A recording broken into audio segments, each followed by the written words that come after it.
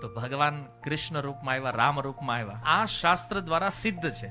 રામ કે કૃષ્ણને ઈશ્વર સિદ્ધ કરવામાં કોઈ પ્રમાણની જરૂર નથી.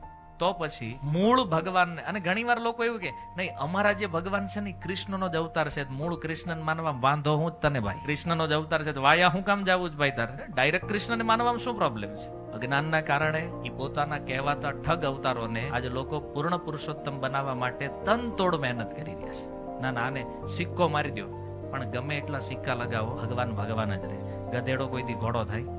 માનો કોઈ ગધેડો હોય ને તેમ ઘોડાને ખાલ પહેરાવી દો, એને ઓડાડી દો ઘોડાને, તો એ ભોંકે એટલે ખબર જ પડે કે આ ગધેડો છે. એમ જે ભગવાન નથી એને તમે ભગવાન બનાવી દો, તો એ તો જયારે શાસ્ત્ર કોઈ વાંચશે, ગીતા ભાગવતનો કોઈ તટસ્થ રૂપે જયારે અધ્યયન કરશે, કોઈ પક્ષપાત વગર, તો એને ક્લિયર સમજમાં આવશે કૃષ્ણાત પરમ કિમપી તત્વ અહમ ન જાને, કૃષ્ણથી પરે અન્ય કોઈ સત્ય છે આવું શાસ્ત્રમાં ક્યાંય નથી.